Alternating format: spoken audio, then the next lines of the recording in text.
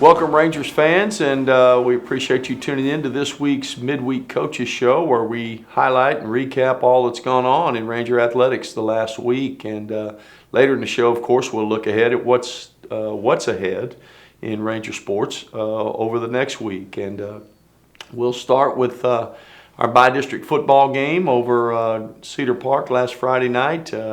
By virtue of being the high seed, we got to host that game here at Ranger Stadium, and the weather was a little unpredictable, or maybe it was predictable, but it was certainly a factor. Temperature in the mid-40s, but the wind chill way below that, with the wind gusting about 25 to 30 miles an hour. Fortunately, it was dry, wasn't rainy, but wind did play a role. Coach Hill, offensively, not just throwing the ball around in any way and how often you want. Yeah, it was definitely making it tough on us with those wind gusts, sometimes going into the wind. I thought our guys did a great job of handling that. A lot of our passes aren't necessarily deep ones, so we were able to slice it through a couple of times into the wind, and obviously going with it. But did a great job establishing the run game, which is always a goal of ours. Had several backs get in there and do a good job. Doug Lance got in at the end and kind of finished the game off on the game-sealing drive for us. Some tough physical runs. Offensive line, tight end, fullbacks played great.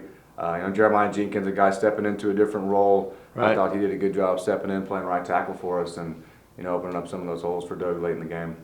No doubt. I think in a game like that, 50% of the time you've got this wind at your back where you can kick the ball, punt the ball, whatever you want to do as far as you want it, and other times not so much. And so that played a role in play calling for both teams. And you mentioned the offense. They not only were able to help put up 30 points, but then took care of the ball. No turnovers. Yeah, no turnovers, and again, that's another goal of ours. And then being able to trust special teams. We kicked 3 field goals, which you don't start a drive with the thought of, I really want to kick a field goal here. But if there's one better, I don't know who it is, but Clayton Amaya, I think he's got to be the best high school kicker in Texas. And just being able to trust him with the win and going into the win one time, being able to get us 3 points at the end of drives was huge. No doubt, and of course all of his kickoffs with the winds were touchbacks, but then when he kicked it into the wind, the ball just hung and hung and hung and hung. We were able to get down there and make hits on those guys and thwart any of their kind of returns. Now, defensively, Coach, again, we're defending. They've got the win half the time they don't. And of course, they were a fast-paced team, wanted to go tempo, be pretty balanced between the run and the pass, but until the throwaway touchdown right there at the end, we were able to shut them out. Yes, sir. I thought our defense played pretty well, reducing their big play potential. Right. We held them to one explosive play until that last drive when they scored. So I was really proud of our kids. I thought they tackled well, they ran the ball well, they did their responsibilities, right, and tried to be physical. And I thought we did a good job of being that. And we just mentioned not turning the ball over any on offense. Defense got 2 takeaways. Yes, sir. Yeah, we got 2 takeaways. Dud Zakowski got him another pick. Yeah, he's a ball. Third one in the last 2 weeks. Of course, Gavin had to tip it and slow it down a little bit for him this time. But that was a big takeaway, and then we got the fumble recovery as well. Right.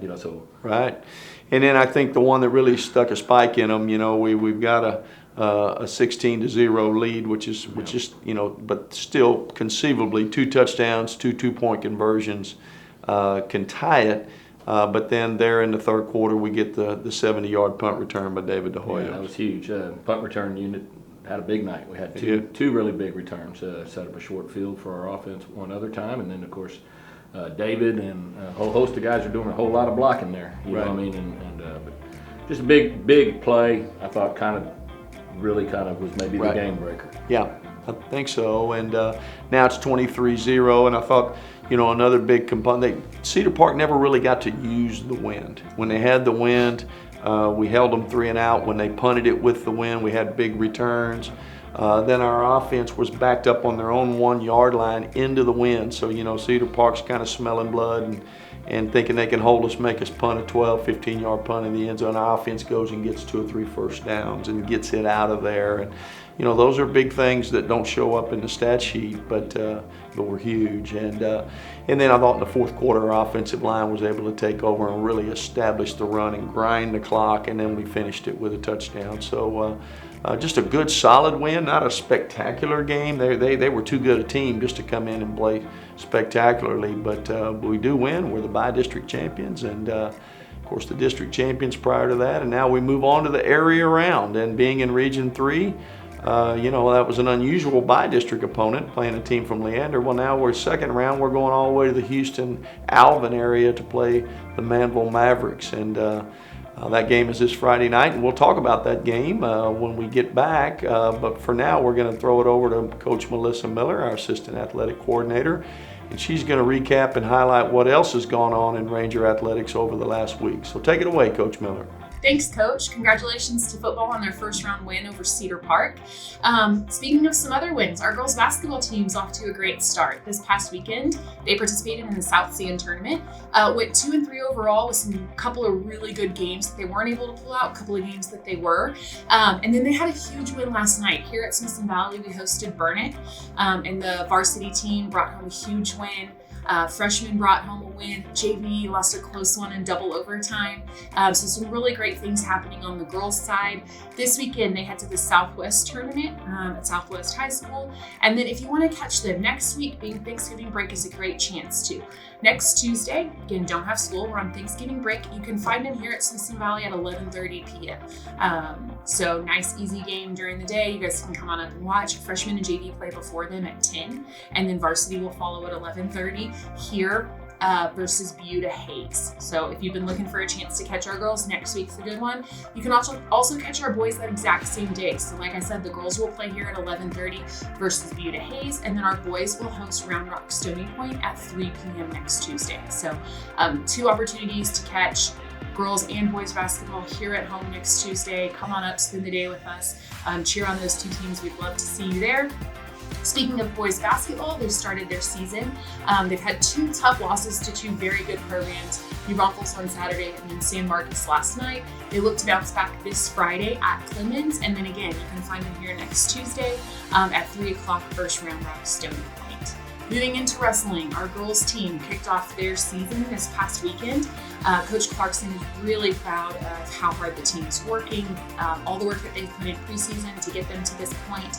The girls finished 5th out of 23 teams. We want to give a special shout out to Taylor Keck, who finished 1st. We also had 4 second place finishes and 3 fourth place finishes. So pretty young team, but Coach Clarkson and Coach Dean are really proud of how they're working. And we do want to let you know that this Wednesday, we are hosting a JV quad. So a quad is where there's 4 teams competing. Here at Smithson Valley, you can catch our JV wrestling team Wednesday this week here at Smithson Valley, 5:30 in the back gym. So if you don't have anything to do, you want to come on out Wednesday evening, watch some JV wrestling in our back gym. 4 teams, lots of wrestling, very, very interesting. Time goes by really quick. They're really enjoyable to watch. And then if you're looking to watch varsity boys and girls, you can find them at MacArthur on Thursday at 5:30. So good luck to those guys. Season's really starting for them, kicking off. We're really proud of everything that they've done so far. And then let's talk about swim. Swim had this last week off and is heading down to Corpus Christi for the CCISD Swimming and Diving Gobbler Games. So they'll leave tomorrow. They'll compete Friday and Saturday at the CCISD Natatorium and then head on back Saturday when they're done. So good luck to Coach Hilliard, Coach Fritcher, our entire swim team as they head down to Corpus. Safe travels, and a huge good luck to our football program as they take off Manville in round 2. Back to you, Coach. Thanks, Coach Miller, for that update, and congrats to our teams, and good luck as we continue to move forward. We do have a lot of things going on at the same time, and so it's good to hear that report so that the fans can kind of keep up with what's going on. And the other thing that's going on is this Friday. We have an area round game, as we mentioned earlier, against the Manville Mavericks. Manville is a school in the Alvin Independent School District, kind of southeast Houston there. We are meeting them in Bastrop. We are going to play at Bastrop ISD's Memorial Stadium right there on Highway 21, kind of a somewhat halfway point but for the 2 teams.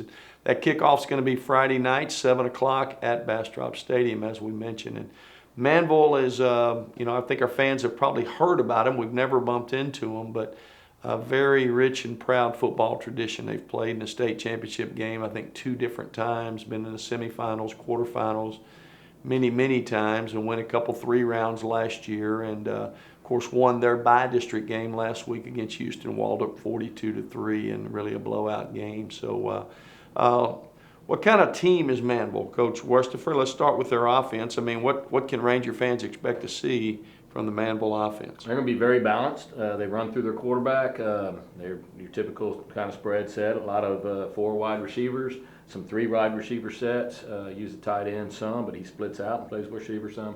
Very talented, very well coached.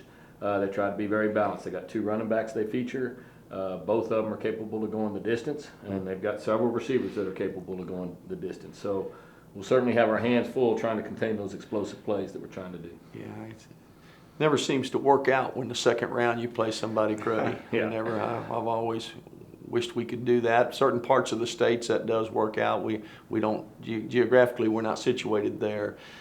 Defensively similar, Coach Hill. I mean, obviously they're not scoring points like the offense, but very talented. Extremely talented. You know, they got some big guys up front, and they also have some fast guys in the back. So it's a good little mixture. Running 4-down defense, but you know, it's stuff that I think our schemes draw up really nice against, and we've got some big guys as well. In the second round of the playoffs, probably not going to get any cupcake games, so we just got to buckle down and get it on. Right. So I think we've got a good chance to do that. Well, hopefully they have to play us too. That's always what we try to sell our kids on. You know, we know what we're up against. We're very respectful of their coaching staff and their players and their tradition and what their program is all about. At the same time, we plan on bringing ours with us as well on Friday to Bastrop. 7 o'clock, Bastrop ISD's Memorial Stadium. The game will be broadcast live on the Rangers Network, so if you're not able to make the trip to Bastrop, we hope you'll watch it on the Rangers Network. If you're not a subscriber already, on the screen are some instructions of how you can become a subscriber. It's free. And whether you're watching online or whether you're at the game, we hope you'll come and support us. So for now, we'll sign off and we'll see you next time. There we go. All right.